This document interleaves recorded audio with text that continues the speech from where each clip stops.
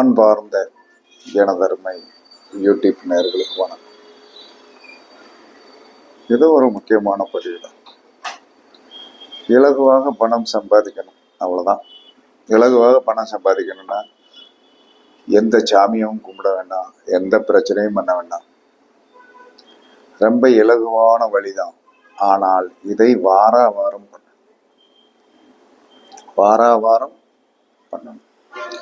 அப்ப வாரம் பண்ணணும் அப்படின்னா சூரியன் அதற்குண்டான தான பொருள் என்ன? கோதுமை உணவு. சந்திரன் அப்படின்னா பச்சரிசி அல்லது என்ன சொன்னான்னா பால்கோவா. செவ்வாய் என்று சொன்னால் செவ்வாழை பழம் தாராளமாக பண்ணலாம். புதன் என்று சொன்னால் இந்த டால் இருக்கு இல்லையா, 3 டால் அப்படின்னு ஒன்று இருக்கும். 3 டால் அப்படின்னு சொல்லி 5 ரூபாய் பாக்கெட் இருக்கும், அதை தானம் பண்ணலாம் புதன்னா. அதற்கடுத்து என்ன சொன்னான்னா குரு என்று சொன்னால் இயற்கையாக உள்ள பழங்கள், அதில் மாம்பழம் அல்லது மாசா தானம் பண்ணலாம். அதற்கடுத்து என்ன சொன்னா குருவுக்கு அடுத்து சுக்கிரன் என்று சொன்னாலே ஸ்வீட்னா எந்த ஸ்வீட் வேணாலும் இருக்கலாம், அது செயற்கையாக தயாரிக்கப்பட்டது தான். எந்த ஸ்வீட் வேணாலும் ஓரளவு ஒரு மனிதன் 4 வாய் போட்டாலும் என்ன சொன்ன ஓரளவு வயிறு நிரம்பிருச்சு அப்படிங்கிற அளவுக்கு கொடுக்கணும். 2 லட்டுனாலுமே இப்போ 30 ரூபான்ட்டான். 2 லட்டுனாலும் 30 ரூபா. ஓகே. அதற்கடுத்து சனி என்று சொன்னால் ஒன்லி எள்ளுருண்டை தான். ராகு என்று சொன்னால் உளுந்த வடை. கேது என்று சொன்னால் என்ன சொன்னா இந்த ஒரு காணப்பயிறு அப்படின்னு சொல்லி வரும்போது அதை அவிச்சதாக நீட் பண்ணி கரெக்ட் பண்ணி கொடுக்கணும். அப்ப இந்த பணம் சம்பாதிக்கிறதுக்கு உண்டான ஒரே ஷார்ட்டான வழி, அந்த நட்சத்திரத்தில் இருக்கு இந்த நட்சத்திரத்தில் இருக்கிறதெல்லாம் பார்க்கணும் அப்படிங்கிற அவசியம் கிடையாது. அதாவது இலகு அப்படின்னா சுக்கிரன் நின்ற நட்சத்திரத்தில், சுக்கிரன் நின்ற வீட்டுக்கு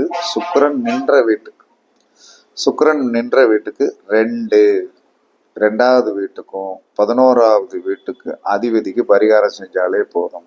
அந்த பரிகாரம் என்பது என்ன சொல்லலாம்னா தான பொருள் தான்.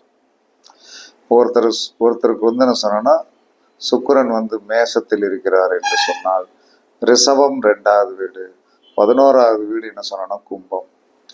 அப்ப 2ஆம் வீடு என்பது ரிஷபமாக வருகின்ற காரணத்தினால நீங்க என்ன சொன்னா பசுமாட்டுக்கு பழம் கூட கொடுக்கலாம். மேசத்துக்கு அடுத்தது ரிஷபமாக பசுமாட்டுக்கு பழம் கொடுக்கலாம். அப்ப பசுமாட்டுக்கு பழம் கொடுப்பதும் சுக்கிரன் நின்ற வீட்டுக்கு 2வது வீடு வேலை செய்ய ஆரம்பிச்சிடும். சுக்கிரன் நின்ற வீட்டுக்கு 11வது வீடு அப்படின்னு சொல்லி வரும்போது அந்த 11வது வீடு என்ன சொன்னா சனி வீடாக இருக்கிறதுனால எள்ளுருண்டை தானம் பண்ணிட்டு வரும். அப்ப இது எந்த கிழமையில தானம் பண்ணும்? வெள்ளி சனி 2 நாள் எக்காரணத்தை கொண்டும் இது ரெகுலரா பண்ணும். இது உதாரணத்திற்கு சொன்னேன். உங்கள் ஜாதகத்தில் சுக்கிரன் நின்ற இடத்திற்கு 2-11. இது யாரு நீங்க எத்தனையோ தடவை கேட்டிருந்தாலும் என்ன இது முறையாக பண்ணாதனாலதான் நமக்கு இந்த பிரச்சனை. நம்ம எப்ப கஷ்டப்படுவோம் அப்படின்னா நாம தளர்வு ஆகும்போது தான் நிறைய சிந்தனை பண்ணுவோம்.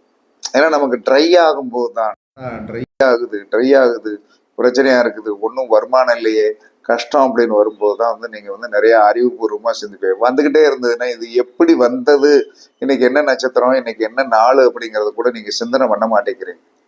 நம்ம தோத்து போவதற்கு காரணம் வயிறு நிறையாக இருக்கும்போது நம்முடைய அறிவுபூர்வமாக சிந்தனை செய்த மாட்டேங்கிறோம். வயிறு குறைந்த பிறகு என்ன சொல்லலாம்னா குய்யோ முறையோ என்று கத்திக்கொண்டு எங்கே இருக்கிறது எங்கேயும் போக வேண்டிய அவசியம். இதெல்லாம் சாதாரணமாக முன்னோர்கள் சொல்லி வைத்த அழகான அற்புதமான விஷயங்கள். அப்ப சுக்கிரன் நின்ற இடத்திற்கு 2ஆம் இடமும் 11ஆம் இடமும் நீங்கள் அந்த வீட்டுக்குண்டான அதிபதிகளுக்கு உண்டான பொருள்களை நீங்கள் தானம் பண்ணி பாருங்கள்.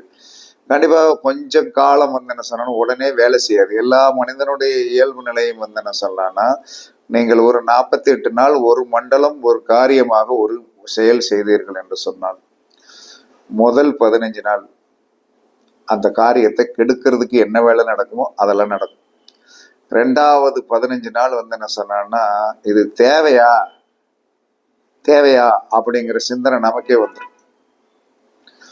மூணாவது அந்த 15 30 நாளைக்கு பிறகு பேலன்ஸ் இருக்கு 18 நாள்ல தான் கொஞ்சம் வந்து என்ன சொன்னானா, ஆமா இது வேலை செய்யும் அப்படிங்கிற எண்ணம் வந்து இந்த மனத்துல தோன்றும்.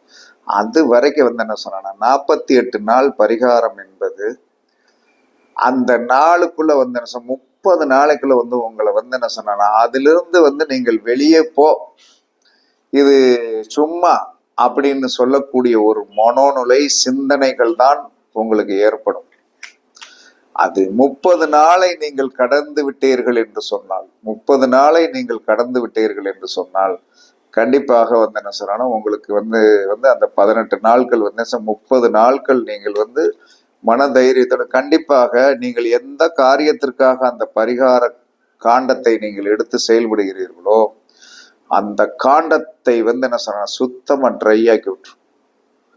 அப்ப சுத்தமா ட்ரை ஆக்கி விட்டு நார்மலா இருக்கும்போது கூட சோறு கிடைச்சதுன்னா இப்ப இந்த பரிகாரத்தை நாம் வந்து 48 நாள் தொடர்ச்சியாக செய்ய வேண்டும் என்று சொல்லி வரும்போது நமக்கு வந்து ஏன்டா இப்படி ட்ரை ஆகுது, காலத்தை எப்பயும் போல இருப்போம்டா அப்படிங்கிற எண்ணம் வந்துடும். அப்ப மனுஷன் என்ன செய்வான், விட்டுருவான். அப்ப அது கொண்டாடிடும். நான் பிரபஞ்ச சக்தியோட எதிர் சக்தி, நான் பிரபஞ்ச சக்தியோட எதிர் சக்தி. பிரபஞ்சம் சக்தி என்று சொன்னால் பிரபஞ்சத்திற்கு எதிராக பிரபஞ்சத்தை பிடித்து வெற்றி பெறக்கூடாது என்பது தடை பண்ணக்கூடிய ஒரு சக்தி இருக்கும். அந்த சக்தி என்ன செய்யும்னா உங்களை வேலை செய்ய விடாது.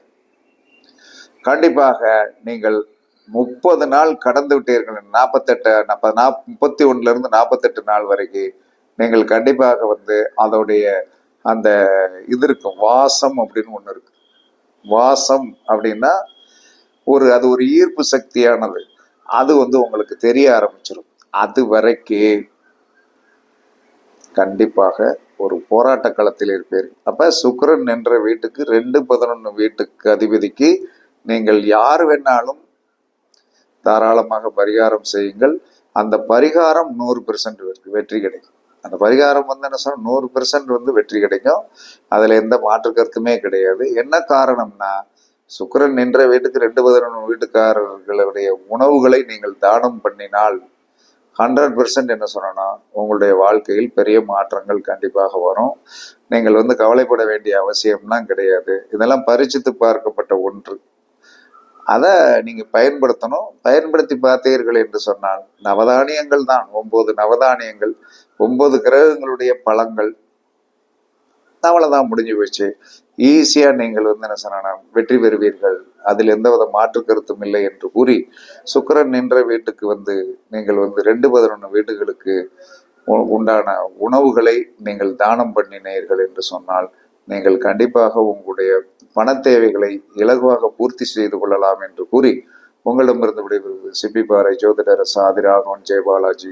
சுகமே சூழ்க, சுகமே சூழ்க. வாழ்க வளமுடன், வாழ்க வளமுடன். வணக்கம், வணக்கம், வணக்கம், வணக்கம், வணக்கம், வணக்கம், வணக்கம்.